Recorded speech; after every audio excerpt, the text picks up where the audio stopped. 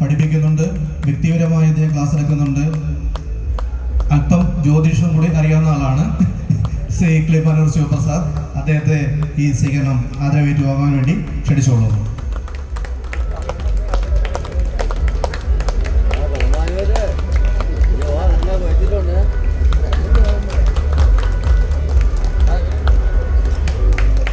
ഇനി ഇതെല്ലാം ചെയ്ത ഇന്ന് ഈ വേദിക്ക് ഇടയം നൽകിയ കുമാരി SS അവനിക്ക് ഒരു സ്വീകരണം.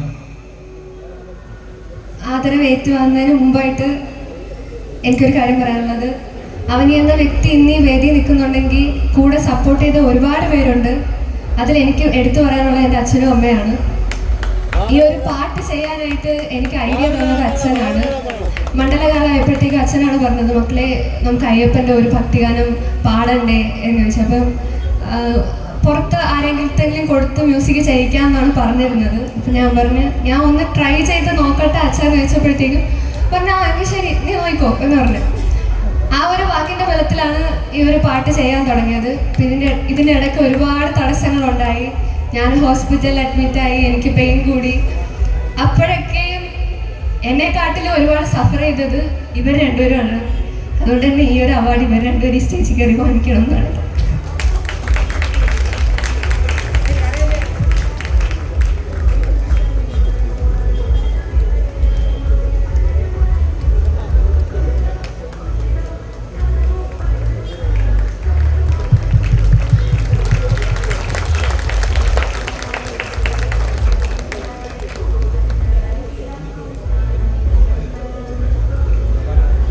ഈ പാട്ടിനെ പറ്റി അവനി 2 വാക്കുകൾ സംസാരിക്കും.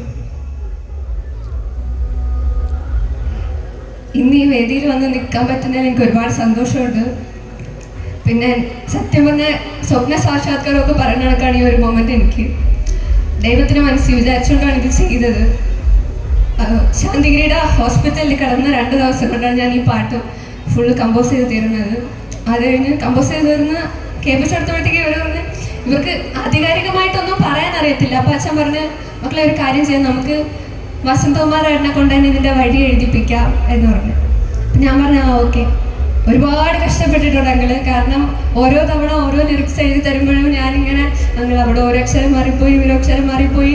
പക്ഷെ ഒരു മടിയോ ഒരു വെറുപ്പോ പ്രകടിപ്പിക്കാതെ ഞാൻ പറഞ്ഞതെല്ലാം കേട്ട് നിന്നു എന്നുള്ളതാണ് എൻ്റെ ഒരു ഭാഗ്യം. ഈ ഒരു ലിറിക്സ് അങ്കിളിനെ കൊണ്ട് എഴുതിപ്പിച്ച് കിട്ടി എന്നുള്ളത് ഒരു ഭയങ്കര വലിയ കാര്യമാണ്. കാരണം നമ്മുടെ യേശുദാസ് സാറ് പാടിയ ഒരുപാട് ഭക്തിഗാനങ്ങളുടെ ലിറിക്സ് എഴുതിയ ആളാണ് KV വസന്തകുമാർ അങ്കിള്. അപ്പം ഞാൻ ചെയ്ത ഭക്തിഗാനത്തിൻ്റെ ലിറിക്സ് അങ്കിളിനെ കൊണ്ട് എഴുതിപ്പിക്കാൻ പറ്റി എന്ന് പറയുന്നത് വലിയ കാര്യം തന്നെയാണ്. അതിലൊരുപാട് സന്തോഷം. പിന്നെ അഭിയങ്കിൾ ഇന്നിവിടെ വന്നിട്ടില്ല. അഭിയങ്കിളിൻ്റെ സ്റ്റുഡിയോയിലാണ് ഇത് റെക്കോർഡ് ചെയ്തത്. ദർശൻ ചേട്ടനാണ് ഇത് വർക്ക് ചെയ്തത്, എൻ്റെ ബാക്ക്ഗ്രൗണ്ട് മ്യൂസിക് ചെയ്തത്. എല്ലാവരും എൻ്റെ ഇഷ്ടത്തിന് എൻ്റെ കൂടെ നിന്നു എന്നുള്ളതാണ് ഒരുപാട് സന്തോഷം.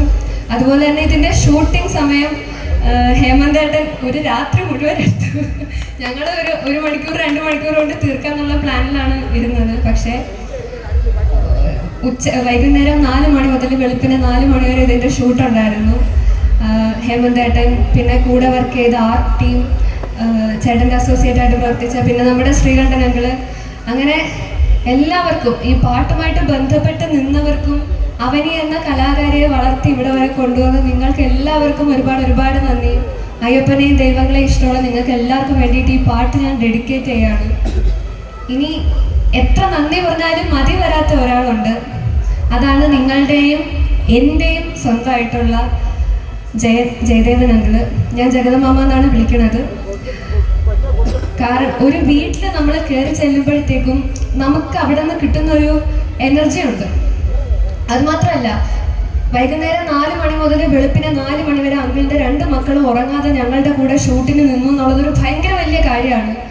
അതുകൊണ്ട് ഈ വേദിയിൽ വെച്ച് ഇത്രയും സപ്പോർട്ട് ചെയ്ത് ഇങ്ങനെ ഒരു വീഡിയോ നിങ്ങളിവിടെ കാണുന്നുണ്ടെങ്കിൽ അതിന് ആ മനുഷ്യൻ അത്രയ്ക്കും വേണ്ടി ഞങ്ങളുടെ കൂടെ നിന്നിട്ടുണ്ട്. അതുകൊണ്ട് തന്നെ അദ്ദേഹത്തിന് ഒരു ആദരവ് ഏറ്റുവാങ്ങാൻ വേണ്ടിയിട്ട് ഈ വേദിയിലേക്ക് ക്ഷണിക്കുകയാണ്. ഫാമിലിയും കൂടെ വന്നാൽ ഒരുപാട് സന്തോഷമായിരിക്കും. ഇത് കൊടുക്കുന്നതിന് വേണ്ടിയിട്ട് മാധവൻ ചേച്ചിയെ ക്ഷണിക്കുന്നു. ഞാനല്ലേ ഒരാൾ തന്നിക്കില്ല തന്നാളെയാ അയ്യോ ഞാൻ തരണേ അയ്യോ ഞാൻ റിപ്പോർട്ട് തരണേ. പിന്നെ മധുവന്തി ചേച്ചി എന്നെ ഹിന്ദുസ്ഥാനി സംഗീതം ചേച്ചി പഠിപ്പിച്ചിട്ടുണ്ട്. ചേച്ചിയുടെ ക്ലാസ്സിൽ അറ്റൻഡ് ചെയ്യാൻ എനിക്ക് കഴിഞ്ഞിട്ടുണ്ട്.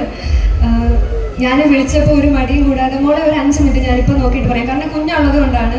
പക്ഷേ ചേച്ചി വന്നു, ഒരുപാട് സന്തോഷം. ഒപ്പം തന്നെ എൻ്റെ പാട്ട് സാറ് 5 വയസ്സ് മുതൽ എന്നെ സംഗീതം പഠിപ്പിക്കുന്ന അധ്യാപകനാണ്. ഇപ്പോഴും എന്നെ സംഗീതം പഠിപ്പിച്ചുകൊണ്ടേ ഇരിക്കുന്നു. സാറിൻ്റെയും എല്ലാവരുടെയും എന്നെ പഠിപ്പിച്ച എല്ലാ അധ്യാപകരുടെയും അനുഗ്രഹമാണ് ഖരകരപ്രിയ രാഗത്തിൽ തന്നെ ഒരു പാട്ട് ചെയ്യാൻ എനിക്ക് കഴിഞ്ഞത്. ഒരുപാട് സന്തോഷം. Thank you. പിന്നെ ബിജോങ്കിളിനെ കുറിച്ച് ഇങ്ങനെ എടുത്തെടുത്ത് പറയേണ്ട ആവശ്യമില്ല, എല്ലാവർക്കും അറിയാം. ഞാൻ സംഗീതം അഭ്യസിച്ച് തുടങ്ങിയത് ജീവാല എന്ന് പറയുന്ന സ്ഥാപനത്തിലാണ്. ആ സ്ഥാപനം ഇദ്ദേഹത്തിനുള്ളതാണ്. അവിടെ നിന്നാണ് എനിക്ക് എൻ്റെ പാട്ട് സാറിനെ കിട്ടണതും. അപ്പോൾ ഇന്ന് ഈ ഒരു ഷോ ആങ്കർ ചെയ്യാൻ വന്നതിന് ഒരുപാട് നന്ദി. Thank you so much. ഇതെല്ലാം കേട്ടിരുന്ന് സഹകരിച്ച നിങ്ങൾക്ക് എല്ലാവർക്കും നന്ദി. Thank you. നിങ്ങളെല്ലാവരും കാത്തിരിക്കുന്ന ഗാനമേള ആരംഭിക്കുന്നു. നമ്മുടെ ഈ പ്രകാശന ചടങ്ങ് അവസാനിച്ചതായി അറിയിക്കുന്നു.